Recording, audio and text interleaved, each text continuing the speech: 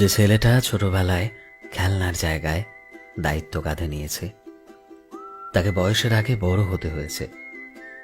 সেই ছেলেটা বাড়ির লোকের কাছে হিরো তো বটেই, কিন্তু নিজের কাছে চুপচাপ কষ্ট সহ্য করা একজন যোদ্ধা। বাড়ির দায়িত্ব তার থেকে তার হাসি তো কেড়ে নিয়েছে, আর এখন সে শুধুই চুপ থাকে, সবকিছু সহ্য করে। ছেলে যখন বাড়ির একমাত্র উপার্জনকারী হয়, তখন তার দুটো চোখ জুড়ে স্বপ্ন থাকে না, বরং দায়িত্বরা ভিড় করে। যে ছেলেটা বাবা মায়ের যত্ন নেওয়ার জন্য নিজের খুশিগুলোকে ভুলে গিয়েছে, তার কষ্ট কেউ বোঝে না। ছেলেটার অবস্থা তো তখনই বোঝা যায় যখন সে নিজে থেকে কাঁদতে চায়, অঝরে কাঁদতে চায়। কিন্তু বাড়ির কেউ যাতে আর কমজোর না হয়ে যায়, তাই সে হাজারো কষ্ট সহ্য করেও চুপ থাকে। সবাই ভাবে ছেলেটা বাইরে গিয়ে কাজ করে, কেউ এটা বোঝে না সে প্রতিদিন একটু একটু করে মারা যায়। সেই ছেলেটা যাকে কেউ কখনো জড়িয়ে ধরেনি, আজ পুরো পরিবারকে শক্ত করে ধরে আছে সে, কারণ সে যে ঘরের ভিটি হয়ে দাঁড়িয়ে আছে। তাই তো কত ঘরের দেয়াল দাঁড়িয়েছে, কারণ সেই ছেলেটা নিজে হেরে গিয়েও সবাইকে জিতিয়ে দেয়। সে একটা ভাবলেশীন ছেলেতে পরিণত হয়।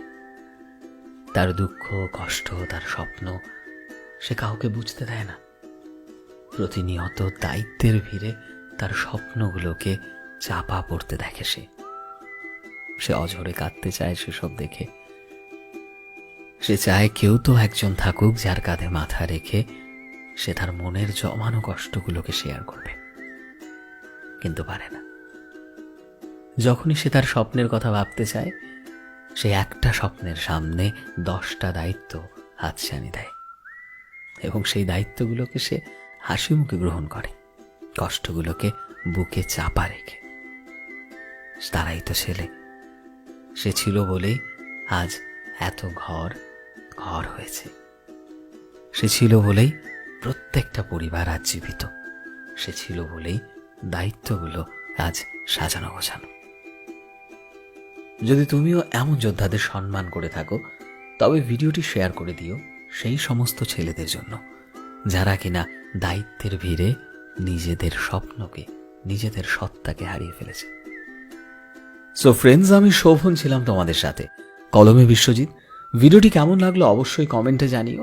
এই মুহূর্তে তুমি যদি আমাদের ফেসবুকে দেখে থাকো, তবে প্লিজ আমাদের পেজটিকে ফলো করে দিও।